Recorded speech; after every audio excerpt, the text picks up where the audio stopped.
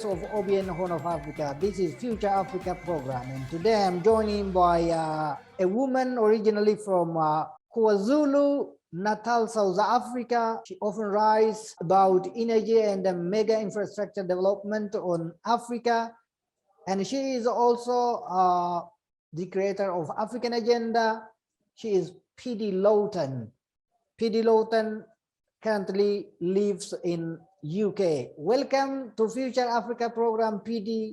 Thank you. It's a pleasure to be with you once. And I and my team always proud of you that you always respond positive whenever we are requesting for interview. And you are, our partner, and we appreciate for that. Thank you very much. Thank you very much. Great. And let me start with this question, PD. As you know, the Africa we always dream is Africa, that development is driven by its own people and relying on the potential of its indigenous people, strong and united Africa. And the question is, what are the ways to realize this dream of the African continent, and who should do what in your opinion, PD?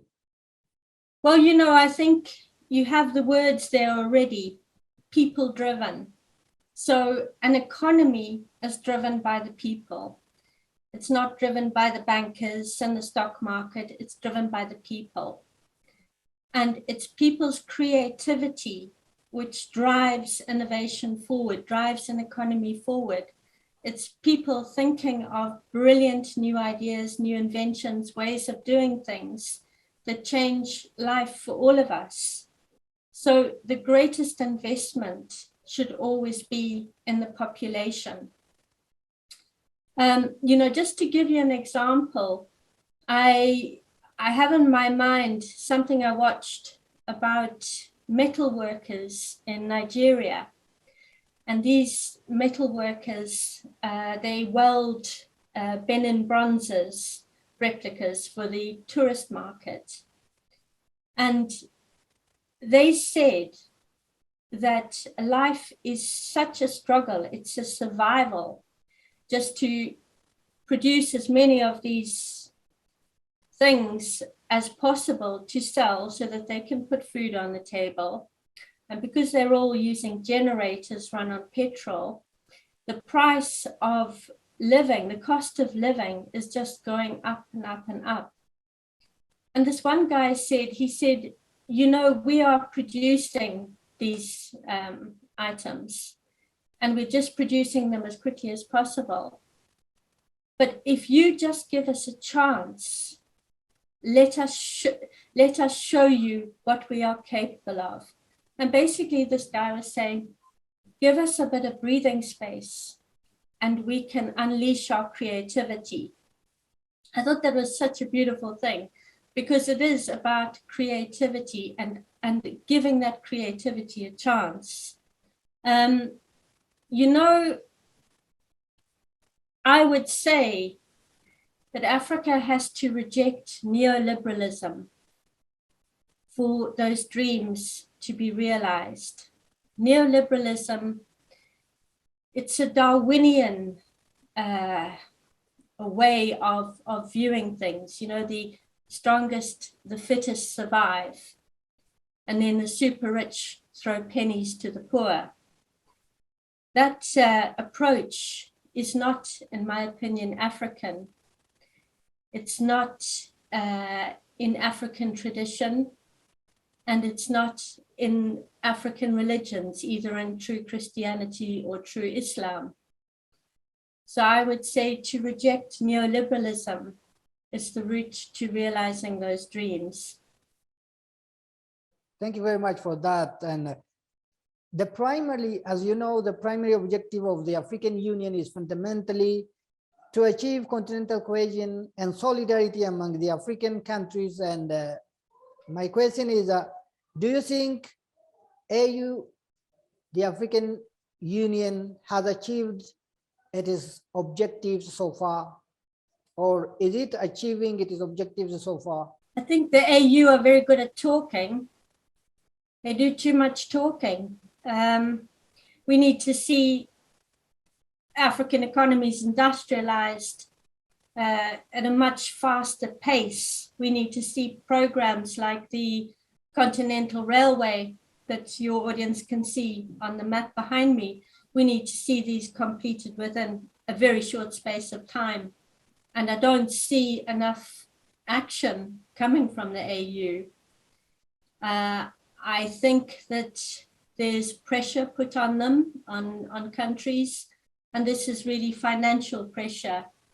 One could even call it blackmail from their creditors, from the various creditors. So, you know, it's a strange world. And recently, in the case of Mali, I remember ECOWAS wanting to sanction Mali and agreeing to sanction Mali. And apparently this decision was taken directly after a high-level meeting with a Francophone body. So there is a lot of foreign manipulation and foreign interference going on, and really one could say it is blackmail. Well done. And let me also forward this question. As you know, almost all African countries are agrarian, mainly depend on rainfall, and farmers lack not only irrigation, but also fertilizers, pesticides, and other machines for this agricultural development. And so as a result, the continent, you know, increasingly depend on food imports from Western global powers. And what are the ways to improve African food program or African food security, PD? The one sure way is to build infrastructure. You have to have the railways, you have to have the roads. I'm thinking of a case in Zambia. You know, the previous government that was in power in Zambia, it was originally the party of Michael Sata. And one of the spokesmen for the party was has been given a lot of flack for the amount that they've spent on building physical infrastructure, hard infrastructure. And people were saying, well, you know, inflation, and we now can't afford the things that we used to afford, even though we can walk on these beautiful new roads. And this spokesman said, well, you know, actually you can eat roads. And I love that phrase, because you can grow enough tomatoes to supply the whole world. But if you can't access the market and you haven't got a road or a railway to get your tomatoes to the market, then your harvest is wasted. So it all depends on infrastructure. It's the really, really critical thing that is going to be the greatest game changer on the continent. There are many issues. Irrigation certainly is a huge problem. Many parts of the continent, I believe in Ethiopia, you have regions that are terribly dry. So we need to think in the short term, but then we also need to think in the long term. In the short term, there are ways of dealing with that, you know, changing what is grown that better suits arid climates. You know, these are the obvious solutions that African farmers don't need to hear from me. That is one approach. So being adaptive, using new varieties, and then educating people to the fact that these new varieties, these new vegetables that they may not be used to, are actually very tasty and very nutritious, and they can grow in the more arid regions. But those are, you know, that's the sort of the low-hanging fruit, the stuff which is easy to achieve. We need to think in the much longer term, because Africa has such a growing population, and we need to think about feeding people in 20 years from now, which means implementing projects that are on a very grand scale. When you think of what Gaddafi did in Libya with the underground water program, and he wanted to have the entire region with plentiful water and producing enough food to feed everybody. So that's one grand kind of plan. There's another plan, the Trans-Aqua Plan, which is taking water from Congo, which currently flows into the sea. It's completely wasted water.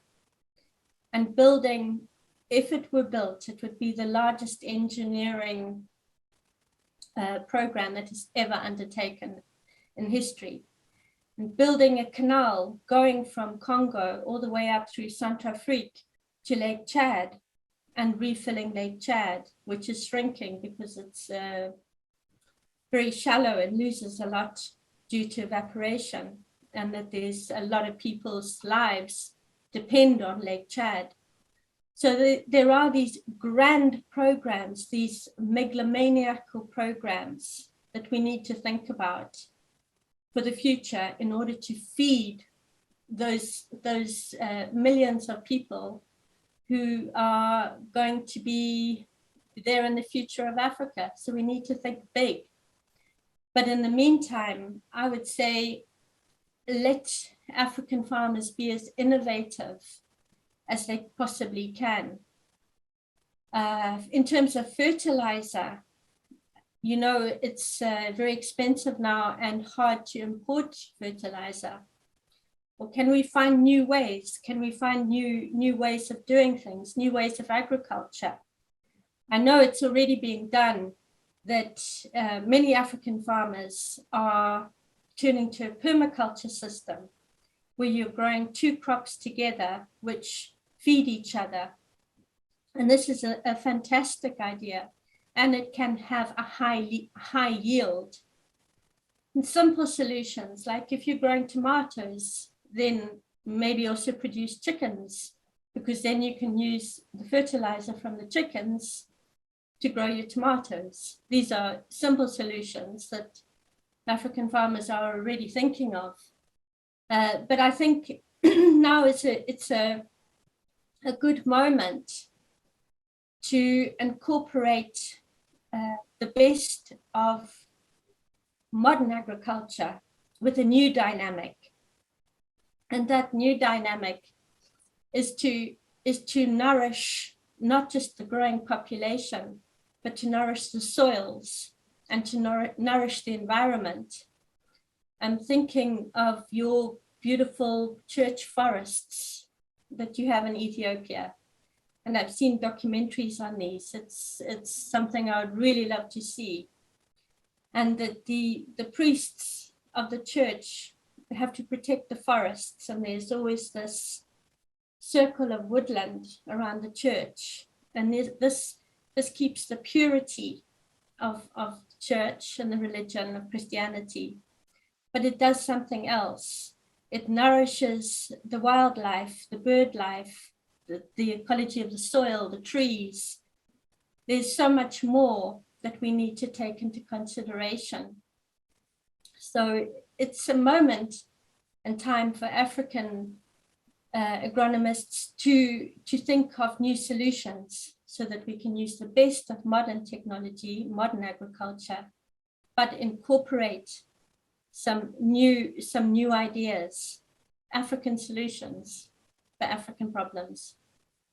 You have raised a very important point that in Ethiopia, the past 3+ years, millions of tree seedlings are planted, and which is initiated by Prime Minister Dr. Abiy Ahmed. And not only this, farming, there are cluster farming in Ethiopia to strengthen homegrown economy. And in Ethiopia, the past 3+ years, again, hundreds of hectares farmlands are, farmed by this cluster farming method. And Ethiopia is producing a huge number of wheat here within the country to strengthen this homegrown economy. And hopefully Ethiopia will export wheat, not only coffee, but also wheat in the near future. And by the way, how do you see the tree seedlings, initiated by Prime Minister Dr. Abiy Ahmed? If you say something about that. Yeah, it's fantastic.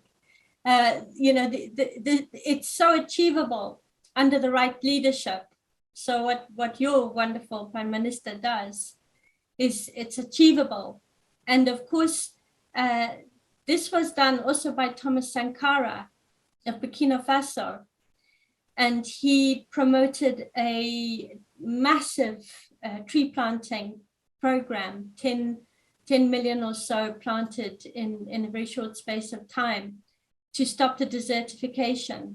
And it not only did something, as I'm sure you're finding in Ethiopia, it not only did something for the environment, but it did something for the way people feel, giving them hope that it is not always going to be a struggle against drought, that we can actually change the weather systems, the local weather systems, because the more trees you have, you increase the rainfall.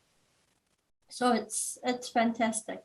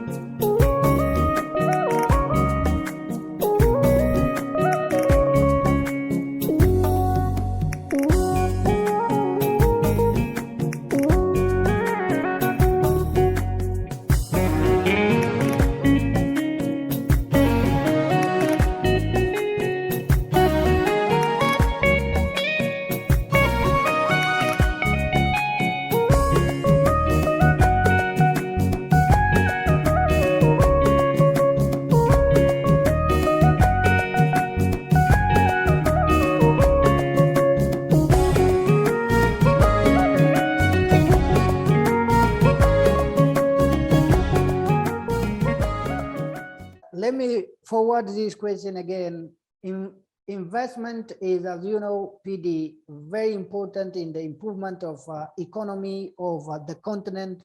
Many argue that the most investors in Africa are resource seeking than market seeking. And do you agree this claim, and how should this problem be solved? Well, you know, that's very true. But China are looking for markets in Africa. China are actively doing it. But I don't think the West are. They're viewing Africa in a different way. And it is very much a case of the raw materials, the resources are being taken out without even being processed. And those benefit the North. They don't benefit the countries of origin. But it works both ways, because I know a cashew nut farmer in Nigeria, and he produces tons of cashew nuts. And he said to me, I've got no need to export. I don't need to export to Europe because I can sell all the cashew nuts I produce within Nigeria. So there's the African markets to take into consideration as well, especially now with the free trade agreement. The African market for African products. Well, the other point is the African economy is largely dependent on agriculture, and therefore agricultural transformation is a priority in the policy of agenda of the African Union, and especially the agenda of 2063. But peace and security, maintaining peace and security and sustaining peace and security is very important to succeed or to realize this agricultural transformation. And what should be done to restore peace and security in Africa, PD? And who should do what in this regard? Peace and security, once again, come down to infrastructure and come down to job creation. So all of those young men who become bandits, who join militias, I'm thinking Eastern Congo, thinking Northern Nigeria, they are all doing it primarily because there are no jobs, there's no employment, there's no future. So we need a massive amount of productive employment, job creation. And of course, that comes down to hard infrastructure, and that comes down to energy. Because even when you're talking in the agricultural sector, and the fact that the AU are implementing this program to increase agricultural production, that's fantastic, but we need to go one step further and to focus on value addition in agriculture. Because it's all very well growing your tomatoes. African countries, like they're doing in Nigeria, I know that Buhari stopped the import of processed tomatoes. So that whole drive towards processing agricultural products, this is taking off. I know in Ghana they're doing a hell of a lot, and I'm sure in Ethiopia they are too. But this is primary, the value addition, so that people are able to produce wonderful agricultural goods, but then to turn them into products that have a longer shelf life and that can be exported from one end of Africa to another, or even abroad. So that's critical. And of course, to have value addition in agriculture, you need increased amounts of electricity, and you need your hard infrastructure. So I think another pertinent point is how many, excuse me, how many African supermarkets are there that sell African goods solely? That would be key, to have people's people can be something so proud of, that there is an African supermarket that only sells goods produced, agricultural goods, whatever, produced, made, and manufactured within African countries.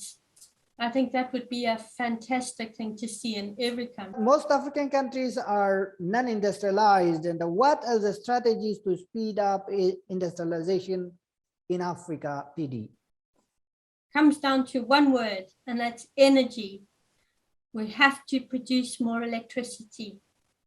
So I want to show you something, or show your audience something.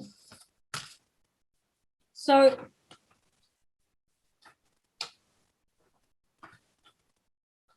if you can see that, this is a map. World map. A world map. I've had to cut it, but it would be too big to hold up. And you can see here, Africa doesn't look particularly large in comparison to the rest of the world. And in fact, from that same map, here is America. And it looks from this map like America is really almost half the size of Africa. Now that's very interesting. And this is the impression most people have, certainly in Europe, because this is the Mercator projection. It's called the Mercator projection of the world. And it is actually terribly inaccurate. It's wrong. So I want to show you the real size of Africa. And I'm sorry, this is a little bit small. I couldn't make it bigger. So this is Africa. The brown is the United States. This is China. The orange is China. The yellow is India. Blue is Eastern Europe. The green is Italy. The pink is France. The gray is Portugal. And this one here is Spain. So you see, the African continent is vast. It dwarfs the rest of the world. Absolutely, absolutely dwarfs it. This is not actually very well known in Europe. I don't point this out so that, we can marvel at the size, the fact that Africa dwarfs the rest of the world. But because of the energy policies of African countries, is because people in Europe, people in the West, impose energy policies on Africa without understanding the geography of the continent. All those energy policies are as Eurocentric as this dreadful map. And people come along and they tell African countries that they mustn't burn coal, they mustn't use the fossil fuels, they mustn't use oil, that they must only use wind and solar and hydro. And those people who impose those Eurocentric energy policies on Africa haven't got a clue that those policies are not going to work for the continent. There is no way that they are going to work, because African countries are generally vast in comparison to European countries. When you have a case of hydro, the dams, like you'll know in Ethiopia, with the wonderful Grand Ethiopian Renaissance Dam, which is an absolutely magnificent project. When you have in other countries proposals to say that you can only derive your electricity from hydro, wind, or solar, you have distances to take into consideration. And for instance, in the Congo, the Congo, pretty much this area here, going from the east of Congo, Kinshasa, to the west of Congo, Bukavu and South Kivu, is more or less the same distance as going from London to Moscow. Here in South Africa, Cape Town to Pretoria, which is about there, sort of midway, just over midway, is the same distance as London to Rome. So African countries need African solutions to their challenges. There must be an end to the Eurocentric energy policies that do not work for the continent. And I would just like to point out something which is truly shocking. So here, this color here is Spain. This tiny little area is Spain. Now, all of the countries classed as sub-Sahara, so from that line down, most of the continent has the same energy output, roughly, as Spain. So Spain, the amount of electricity produced for that one European country, which is very small in comparison, is the same as the entirety of sub-Saharan Africa. And that is shocking. 50% of that electricity is produced in South Africa, as Africa's most industrialized economy. Of that 50% of energy, 80% comes from coal. So when you have people in Europe who are hell-bent on inflicting their energy policies on African countries, and they tell South Africa that there will be no further investment in coal plants. South Africa, Mozambique, Zimbabwe, there's huge deposits of coal. And those policymakers come along and say that 80% of your electricity capacity must be changed to wind and solar, and you must no longer use your coal. To say that is really bordering on criminal, and not just complete hypocrisy, because the North has industrialized through the use of fossil fuels.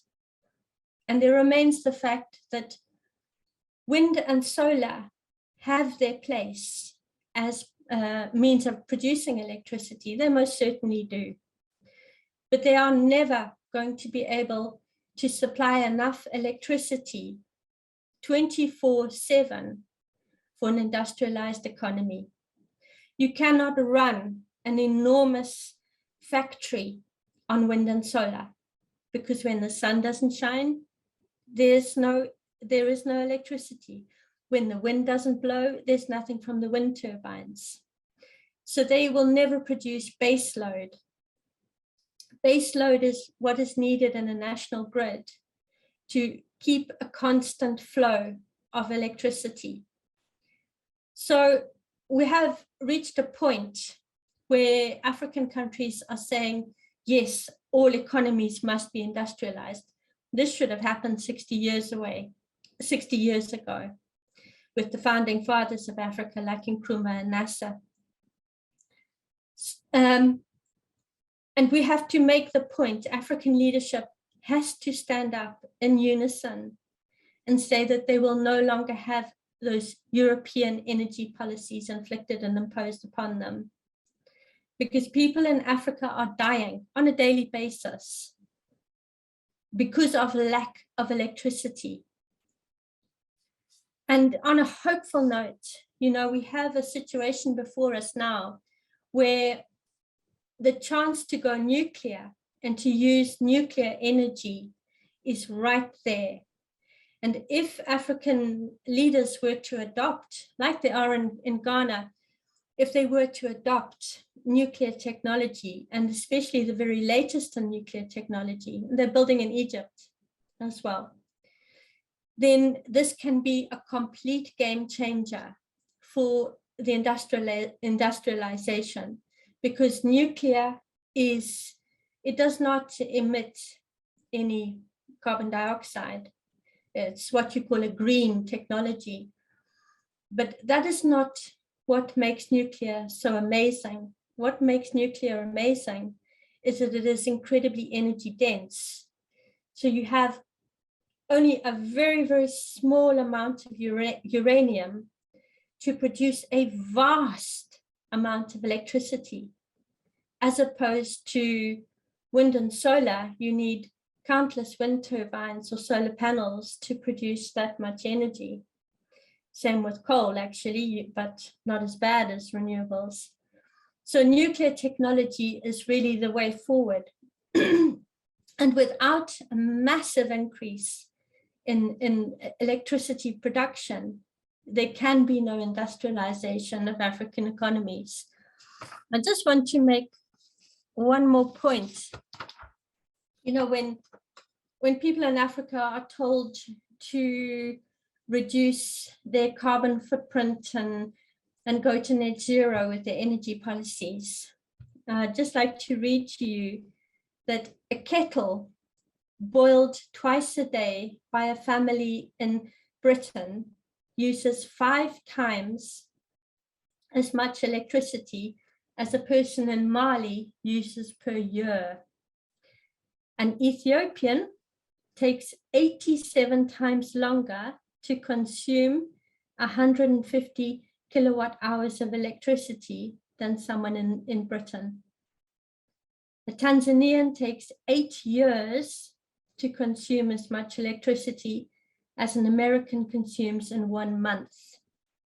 A freezer in the United States consumes 10 times more electricity than a Liberian uses in 1 year. So when you consider that the energy consumption of African economies is so appallingly low, and yet they are being told, they're being dictated to, not to use those abundant fossil fuels or not to go nuclear. They're not being helped to go nuclear. How hypocritical this entire thing is. So I feel very, very strongly about that. And you know, the Nigerian vice president recently said something which is very, very pertinent. He said, curbing natural gas investments in Africa will do little to limit carbon emissions globally, but much to hurt the continent's economic prospects. Right now, Africa is starved for energy. Excluding South Africa, sub-Saharan Africa's 1 billion people have the power generation capacity of just 81 gigawatts, far less than the 108 gigawatt capacity of the United Kingdom. Moreover, those 1 billion people have contributed less than 1% to global cumulative carbon emissions. So I think he very aptly pointed out the complete hypocrisy. And, you know, really, people in Africa are tired of Eurocentric energy policies. My next question is also highly related to what you are speaking now. And in Africa, you know, most industry products are imported ones, and but the raw materials are originally from Africa. Why Africa couldn't utilize its own resources, especially the raw material resources? Yes, at a much greater cost. Yes, it's absurd, isn't it? It's a horror, a complete horror. And it's been going on for, you know, well over a century.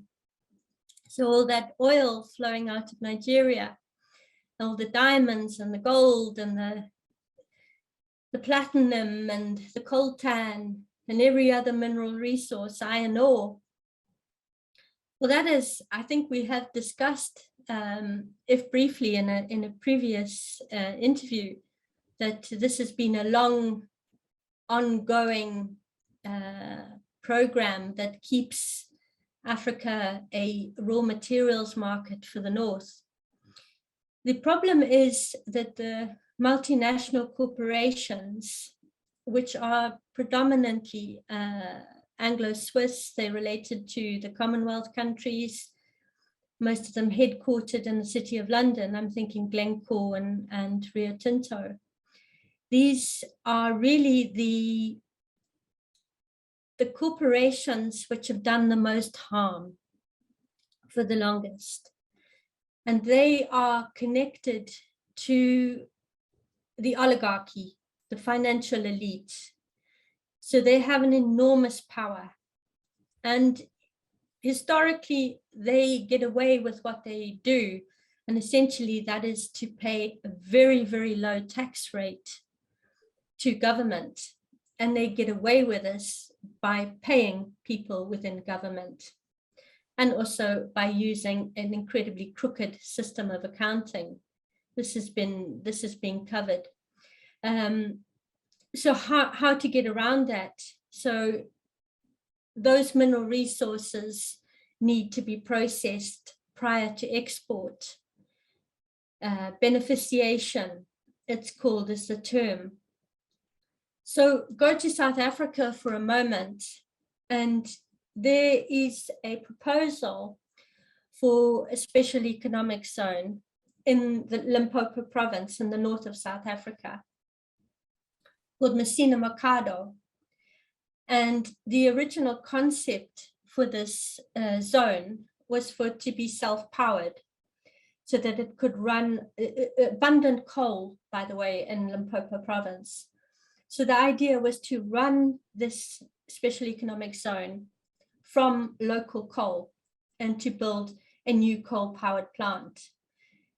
By the way, coal-powered plants now being built by China with Chinese engineering way exceed the health standard of anything in Europe, even in Japan. They're super, super clean and super efficient. I'm thinking of one particular, it was a flagship project for the BRI in Pakistan called Saliwal. And that coal-powered plant has virtually no emissions, because this is what we can do with science. You know, we are always supposed to be on an upward trend. So we can design solutions to any of these problems by continually going upward. We have coal, let's burn it, but we can use the latest in technology to make sure that it doesn't pollute the environment and harm people's health. So this issue with this special economic zone was exactly for what you were, the purposes of what you mentioned, beneficiation of natural resources coming down primarily from DRC, from Congo, also South African resources. And this zone was, it is supposed to process the aluminium smelter, various other huge plants to process the metals, to process all those wonderful resources that are so abundant in Africa. Now that project has been on hold for years. Recently, China have pulled out the funding for the coal plant because they have made a promise to the West that they will no longer invest in anything coal-powered, fossil-fueled. And so that project is probably going to go ahead, but on a much, much smaller scale. So there we have it, this concerted effort that has been going on for decades to stop the beneficiation of natural resources in situ. There are African leaders who have fought tooth and nail for this. I know Nana Akufo-Addo has stated that this is one of the key objectives, that the processing must start happening. And is it Mali? I think it's Mali, where they have said to the MNCs that you have to start processing the minerals before exporting. Zimbabwe have been down that route fighting for it. South Africa under Jacob Zuma wanted to introduce a new mining charter, which demanded the processing of all resources before export. But we come back to the fact that development for African countries is something which has to be fought for. And, you know, I think Ethiopians understand that better than anybody because of what's happened recently in your beautiful country. And you, as soon as you put your head above that parapet and say, we are leading the future, somebody comes along and lo and behold, you've got a problem in your country. And this has happened for decades, this foreign intervention. So it really is an issue that development has to be fought for. And that development really, those mineral resources come down to it.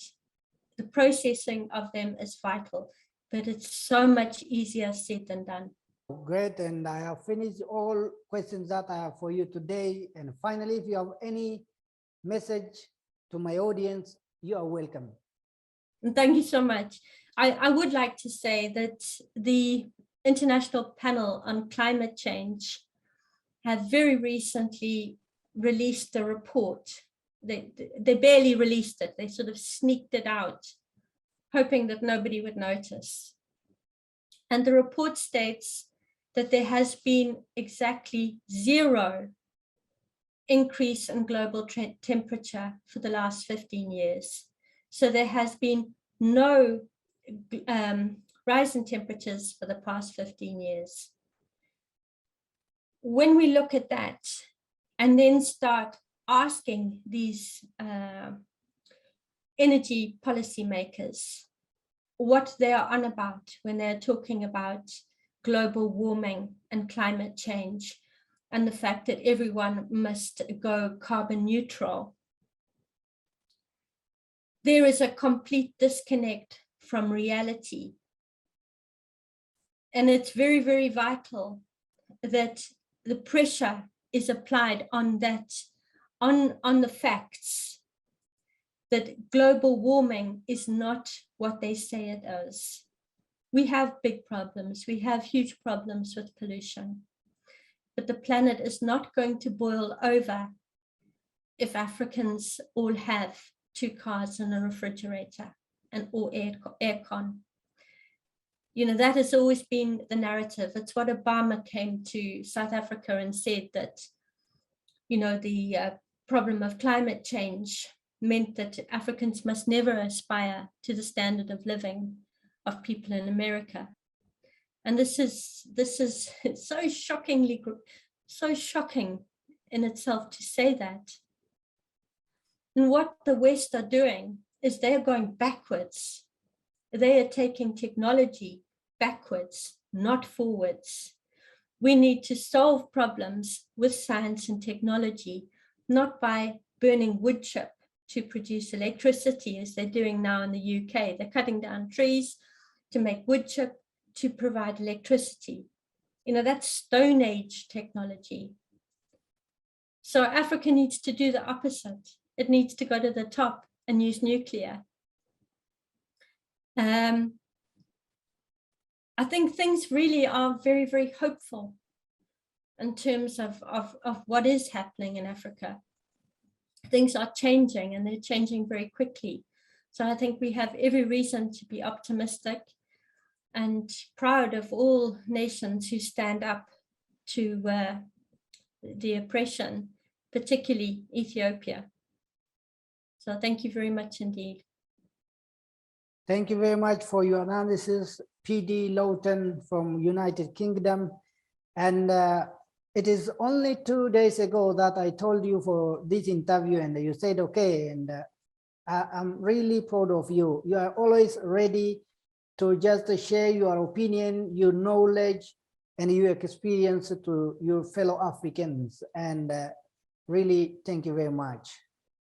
My pleasure. Dear viewers, I think you have got some important pointers from this discussion with PD Lawton from UK. And this is all about our discussion for today. Until next edition, goodbye.